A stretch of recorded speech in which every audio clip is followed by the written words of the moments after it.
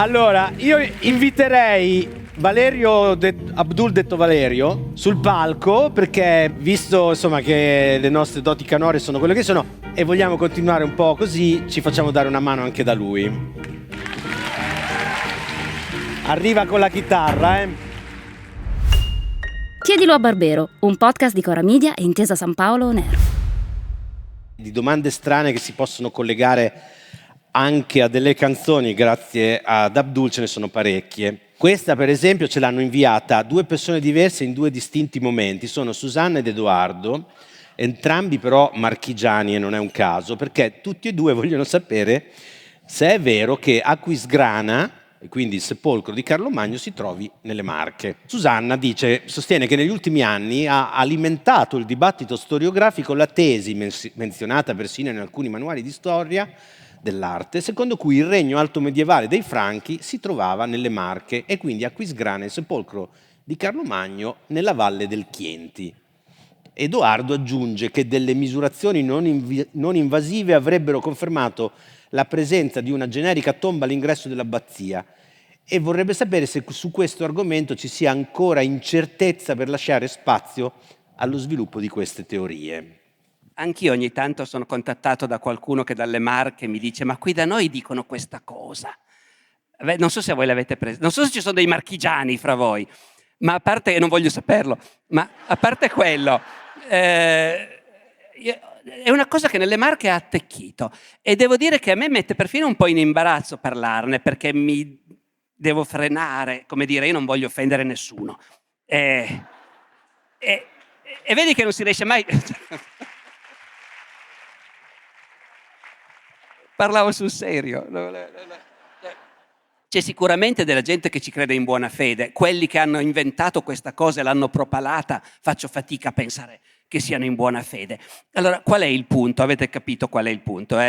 Sono usciti dei libri quali sostengono che Carlo Magno non è vissuto nella Gallia del Nord, tra la Gallia del Nord e il Reno, come si è sempre detto, che la sua capitale Aquisgrana non si trovava dove c'è l'attuale città di Aquisgrana, ma che Carlo Magno è vissuto in Italia, più precisamente nelle Marche, che il regno dei Franchi si trovava nelle Marche e che Aquisgrana era lì sostanzialmente.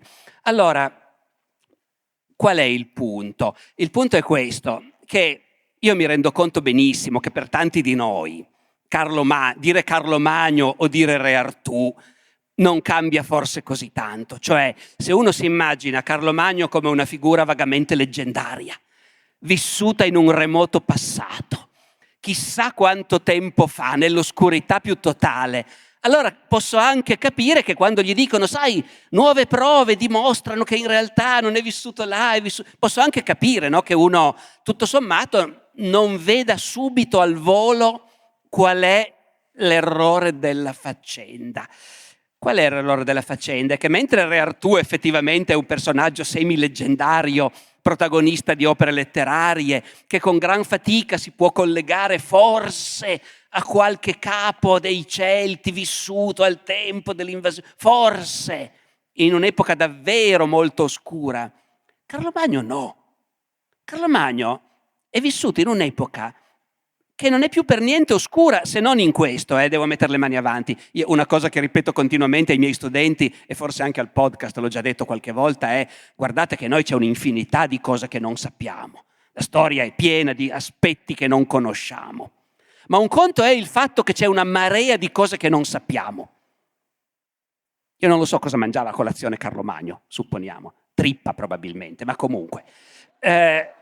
Ma Carlo Magno vive in un'Europa che ha una storia strutturata, ininterrotta, strapiena di informazioni, anche se sempre meno di quelle che vorremmo.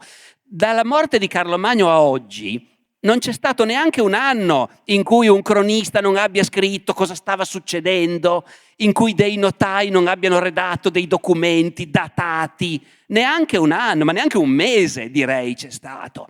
Non è Pompei, che uno dice è stata sepolta 1500 anni, no, Aquisgrana è lì E da quando è morto Carlo Magno, ogni domenica gli abitanti di Aquisgrana sono andati a messa nella cappella palatina dove era sepolto Carlo Magno, senza interruzione. E in questo senso che non sta né in cielo né in terra dire nuove teorie. Possono esserci nuove teorie finché volete, ma se uno venisse da voi e vi dicesse, sai, c'è una nuova teoria secondo cui l'antica Roma, sai, la Roma dei Cesari, ecco, non era mica nel Lazio come dicono quelli lì, era in Valle d'Aosta. Ecco, e voi cosa direste? Certo. Carbonara con la fonduta proprio. Allora, no, ma invece, professore, però sulla morte di Carlo Magno, no? Che cosa si dice? Cioè, morte naturale o complotto? Morte naturale per troppa carne arrosto. Sapete che lui ha mangiato selvaggina arrosto per tutta la vita, tutti i pasti. E da vecchio dice Ginardo,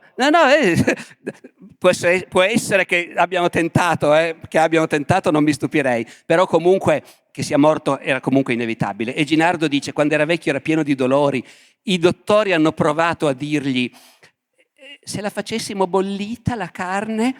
E lui ha detto no, non mi piace il bollito, la voglio arrosto. No, io mi permettevo, Magister, di dissentire perché c'è il nostro Valerio Abdul che invece ha un'idea ben precisa e ci ha fatto pure una canzone di denuncia sopra, che adesso ne sentiamo qualche verso.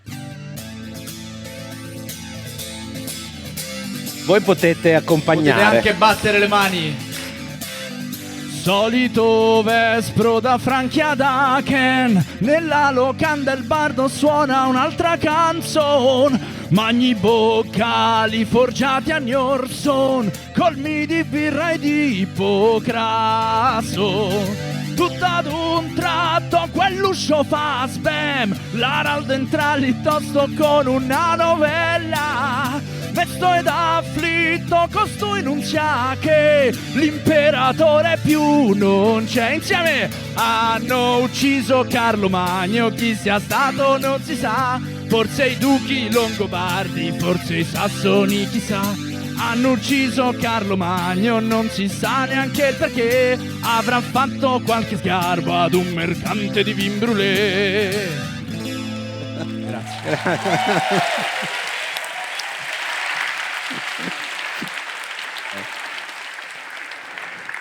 Adesso risaliamo di un mezzo millennio, però restiamo comunque nel Medioevo perché, come è noto, non finisce mai il Medioevo, siamo nel 1303 e in una piccola località laziale un papa pare si becca una sberla, un ceffone.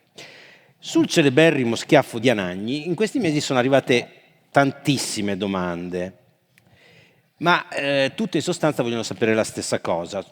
Cito quella di Marco. È un episodio realmente avvenuto quello dello schiaffo oppure è stato uno schiaffo in senso prettamente figurato? Inoltre, a suo parere, qual è l'importanza che ricopre questo episodio nella storia medievale? Complimenti, eccetera, eccetera. Ecco, appunto, non capisco perché tagli sempre i complimenti. Approfitto per farle i complimenti per le sue meravigliose lezioni. Sì, certo.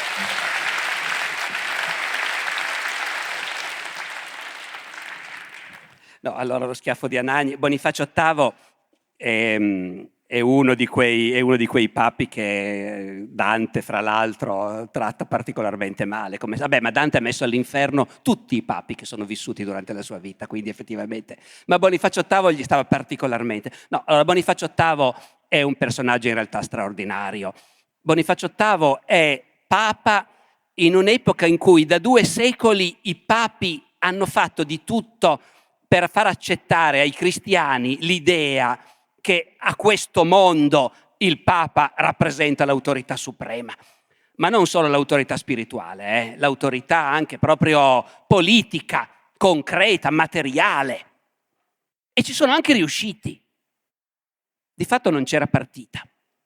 Gli imperatori ogni tanto trovavano qualche grande intellettuale come Dante, per l'appunto, che provava a scrivere dei trattati per dire ragazzi, però veramente ci sarebbe l'impero romano, Cesare, Augusto.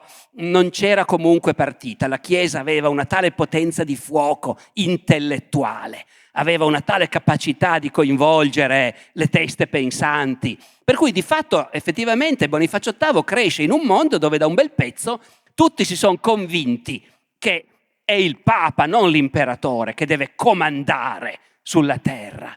E i governi cristiani, anche quando non sono tanto contenti, però quando arrivano ordini dal Papa se li prendono. Bonifacio VIII, faccio un po' lunga, ma dai, abbiamo tempo. Bonifacio VIII, come molti che fanno carriera nella Chiesa del suo tempo, alla fine del 200, è un giurista, è un laureato in diritto canonico, è uno che sa interpretare i testi, è uno che sa interpretare anche i testi sacri come farebbe un avvocato, per dimostrare le cose. Che il Papa sia superiore all'imperatore non c'è dubbio. Ed è da tanto tempo che nel mondo cristiano hanno ragionato su questo e si sono detti, hanno creato delle concezioni, hanno capito cos'è il potere. E il potere sono due cose diverse.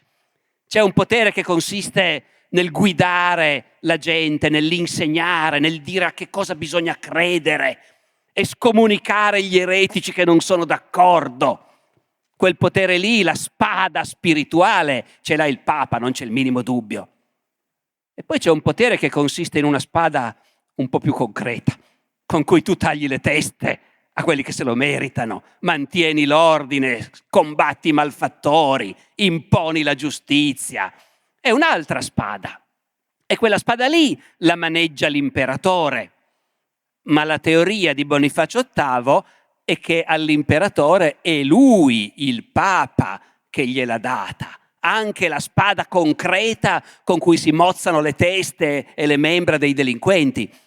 E Bonifacio VIII a un certo punto, essendo un avvocato di formazione, sa anche come dimostrare questa cosa.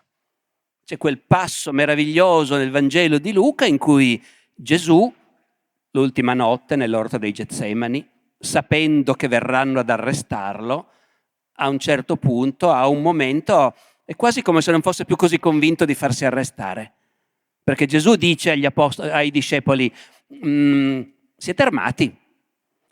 E quelli gli dicono, perché Gesù insiste, se non siete armati andate a comprare delle spade, vendete quel che avete. E quelli gli dicono, no guarda, abbiamo 2 spade, 2 di loro hanno la spada. E Gesù dice, va bene così, ce n'è abbastanza.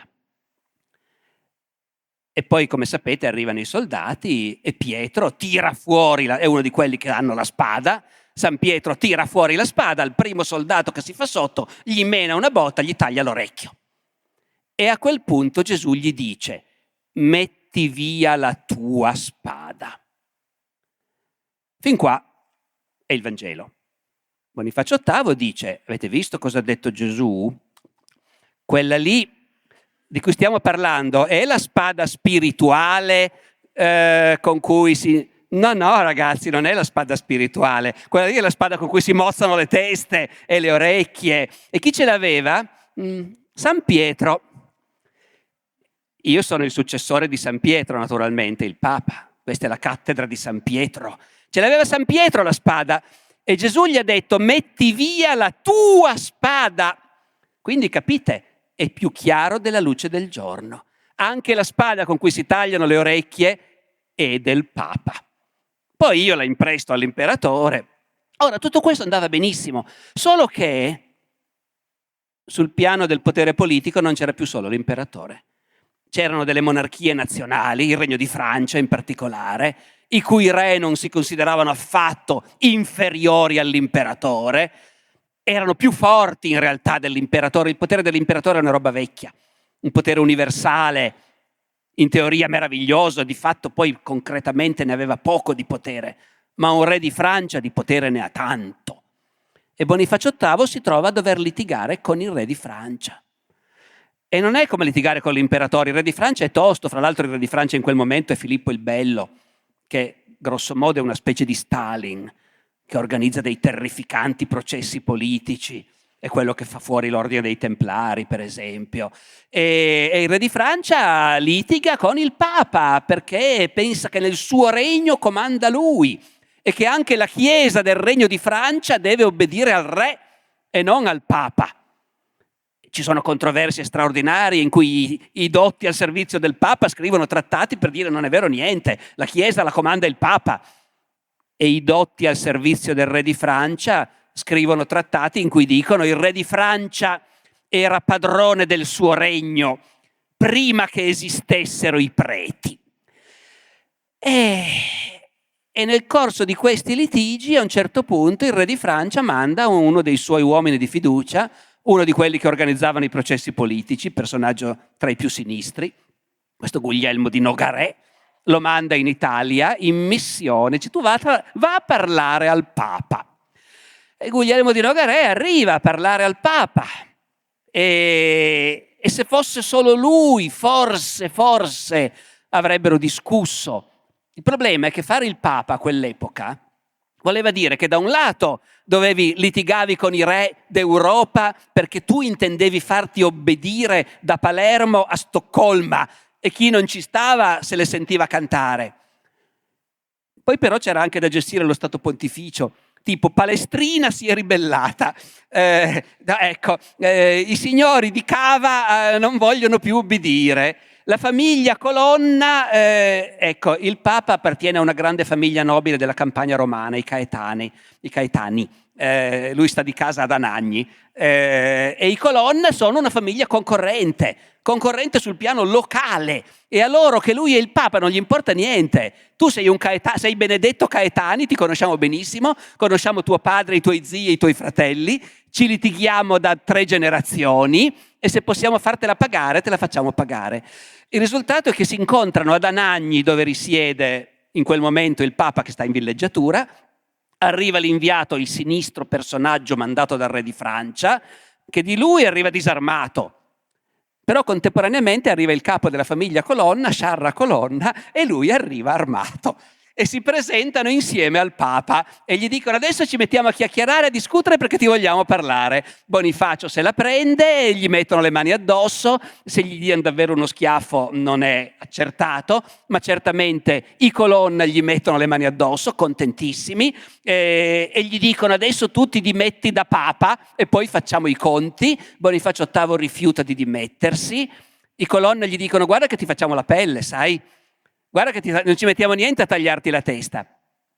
Bonifacio VIII, che è un nobile della campagna romana e parla il dialetto della campagna romana di quell'epoca, secondo uno io i dialetti non li faccio bene, ma ci provo lo stesso, perché la storia racconta che Bonifacio VIII, quando lo minacciano di tagliargli la testa, porge il collo dicendo eccolo collo, eccolo capo.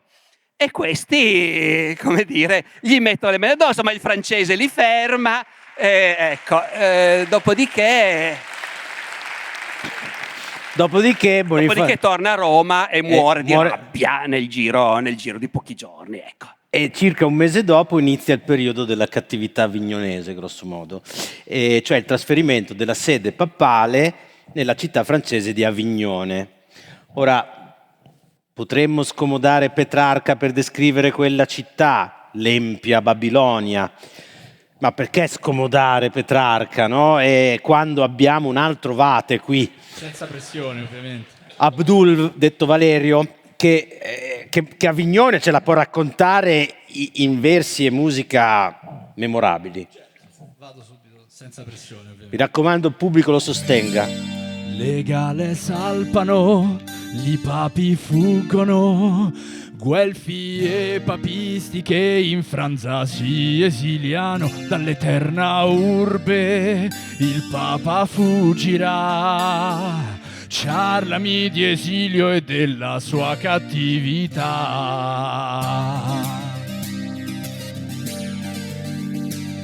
Sul potere papale un'aquila reale, un gatto e un topo e un elefante.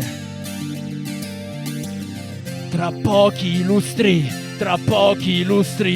sotto il sole di Avignone, quasi quasi mi pento. Ed in esilio vai tu, faccio a schiaffi, ad Anagni ne prendi. Ed in esilio vai tu,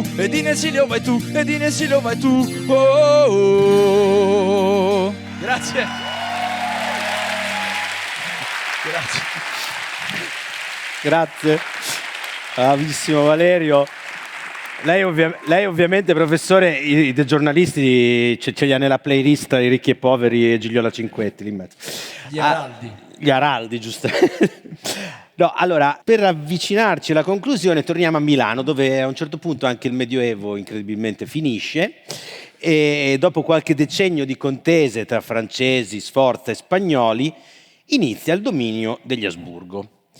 Ora, su Carlo V, Maria Teresa, Francesco Giuseppe, domande ne abbiamo ricevute tante, ce ne sarebbero decine, ma ce n'è una che mi sembra la più appropriata, che è quella di Enrico che scrive: gentilissimo professore, complimenti per il podcast. Ogni tanto purtroppo mi distraggo perché la voce suadente meravigliosa di Savelli mi però questo adesso... Non so se avete capito, me lo sta inventando questo stavolta. Vorrei chiedere al professore quali sono, secondo lui, i lasciti principali degli Asburgo a Milano e alla Lombardia prima del Risorgimento italiano. Ne traccerebbe un bilancio positivo o negativo? Grazie a Savelli per la voce meravigliosa. E anche al professore.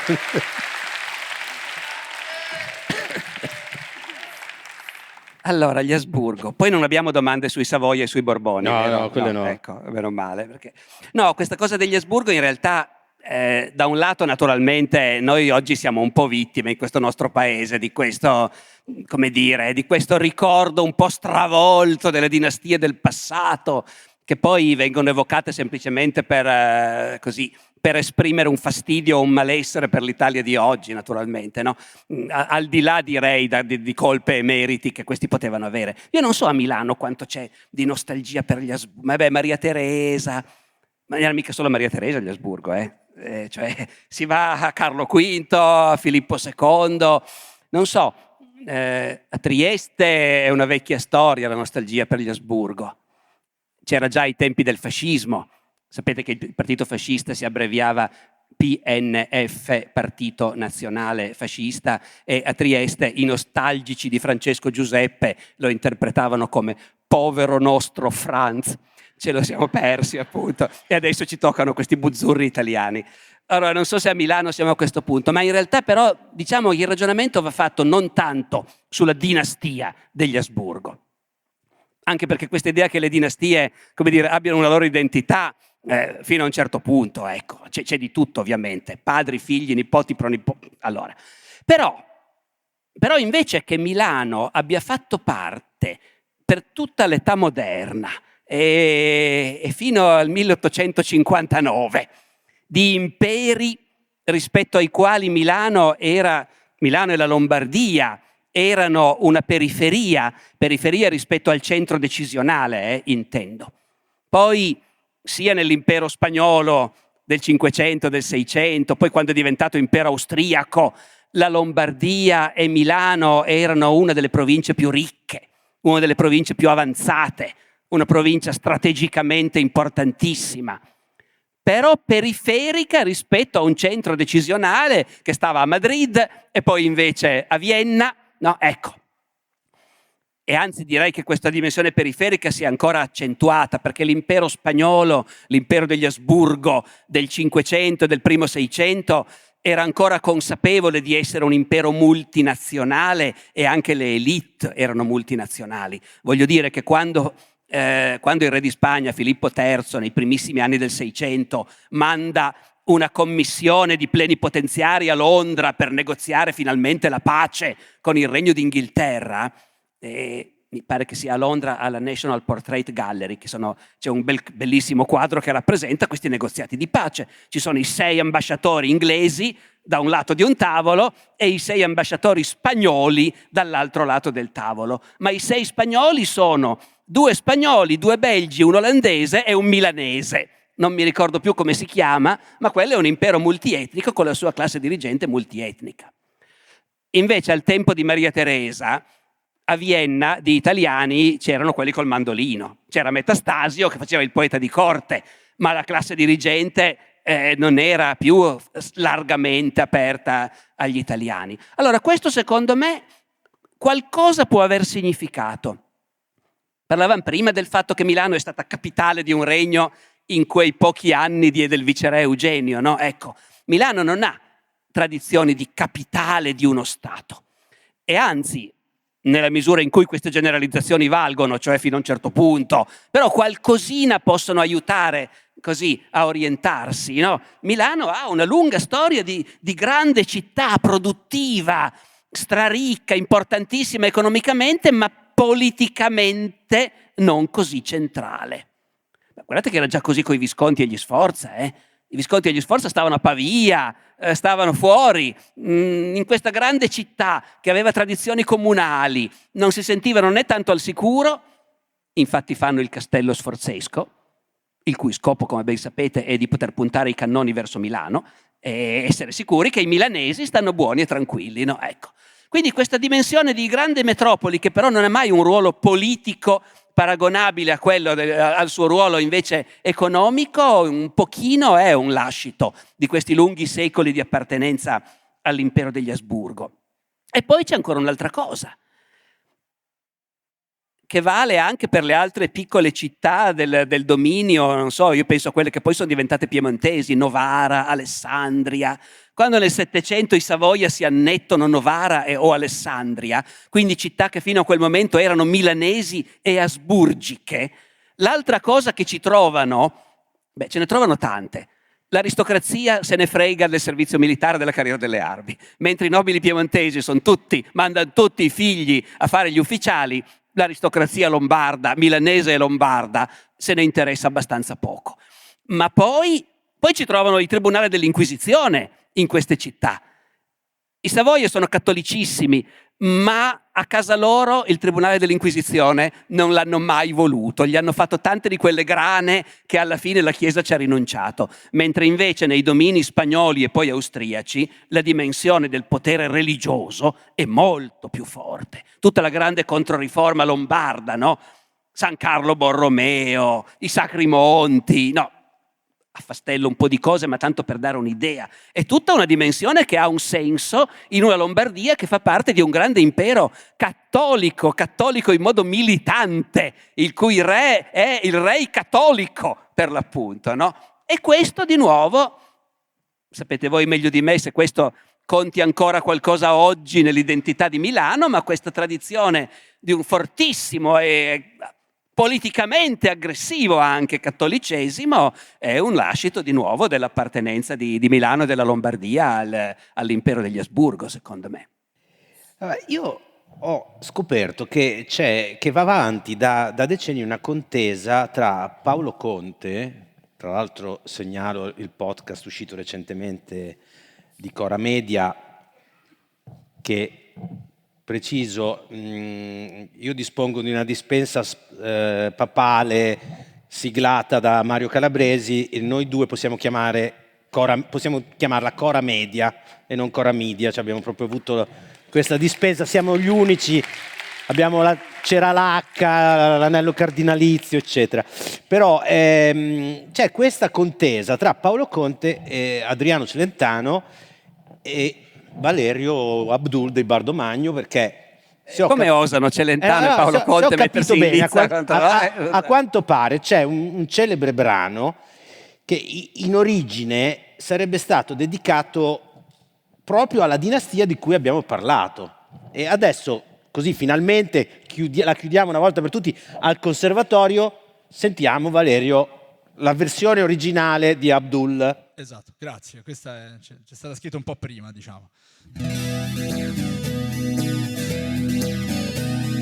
Cerco un tiranno tutto l'anno e all'improvviso eccolo qua. È il sovrano Carlo V che sta assediando la mia città. Stanno scalando i bastioni, neanche un prete ci salverà. Insieme! Asburgo, il mio tiranno è Carlo Asburgo, è l'unto fra i re. Mi accorgo di non avere più magione grazie a te. E allora io quasi quasi cambio drappo e vengo da te. E il drappo nero dorato che del papista sangue gronderà. Insieme! Asburgo, il mio tiranno è Carlo Asburgo, è l'unto fra i re. Mi accorgo di non avere più magione grazie a te. E allora io quasi quasi cambio drappo e vengo da te. E il drappo nero dorato che del papista sangue gronderà. Grazie. Grazie.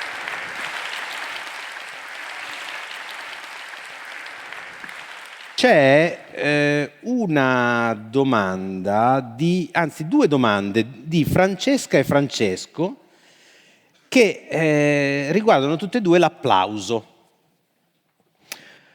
Francesca da Busto Arsizio ci scrive: buongiorno a tutti, volevo chiedere al professore qual è la vera storia dell'applauso, da dove nasce l'applauso? E poi c'è Francesco che aggiunge: ho una curiosità relativa alla pratica dell'applauso. Quando, perché e dove si è imposto inizialmente il battito di mani come manifestazione di gradimento? A inizio del Novecento era diffusa anche la pratica di picchiare i pugni sul tavolo, per esempio in ambito accademico, gesto che poi è del tutto sparito. Come mai? Come si è imposto l'applauso? Questa storia dei gesti fa parte precisamente di quegli ambiti in cui spesso vorremmo saperne di più di quello che sappiamo, come appunto cosa mangiava a colazione Carlo Magno. E se Carlo Magno incontrava qualcuno, gli stringeva la mano, e va a sapere. Sembra facile, però in realtà l'applauso è invece verosimilmente una cosa che è molto ben radicata nella nostra natura, perché lo facevano gli antichi. I greci non è proprio sicurissimo, nel senso che a volte si dice a Sparta si usava. Sapete come funzionava la cosa? A Sparta dovevano eleggere annualmente i loro magistrati. Per eleggere i magistrati facevano così: c'è l'assemblea, e c'è una commissione di elettori che se ne sta chiusa in una stanza, non vede l'assemblea. Escono i candidati uno per uno, l'assemblea comincia a fare chiasso e quelli chiusi nella stanza sentono: a questo qua hanno fatto più chiasso, eletto lui. Quest'altro meno, quello lo teniamo da parte. Allora, spesso si dice che questo chiasso lo facevano applaudendo, ma in realtà poi se uno va a leggere Plutarco, semplicemente Plutarco dice che gridavano. Quindi arrivava il candidato e tutti si mettevano a urlare. Sui greci quindi non siamo sicuri, ma i romani lo facevano. I romani ne parlano continuamente dell'applauso. Il verbo, sia il sostantivo sia il verbo ce l'hanno loro. E uno dei contesti in cui lo usavano era relativamente simile a questo, e cioè quando la commedia era finita, uno degli attori si rivolgeva al pubblico e diceva: applaudite. Dopodiché Francesco chiedeva se ci sono altre usanze. Non è perduta l'usanza di battere con le nocche, si batte sul tavolo. Nelle università tedesche lo fanno ancora. Nelle università tedesche, anziché applaudire, molti hanno ancora questo vezzo di battere così. E poi ci sono i posti dove è vietato applaudire invece. Nel Parlamento inglese è vietato applaudire. È proprio formalmente vietato, e quindi quando tu senti un discorso trascinante che ti piace tantissimo, l'unica cosa che puoi fare è gridare, neanche troppo forte: Here, here, udite, udite. Questo è il massimo di entusiasmo che è concesso ai membri del Parlamento. Voi invece potete applaudire.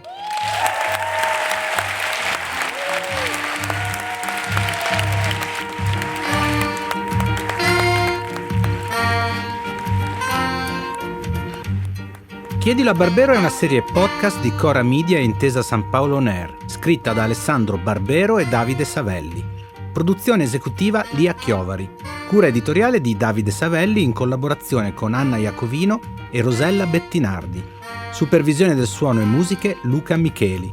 Post-produzione e montaggio del suono Luca Micheli e Andrea Girelli. Coordinamento post-produzione Matteo Scelsa. Fonico di studio a Torino Riccardo Mazza di Experimental Studios. fonico di studio a Roma Lucrezia Marcelli.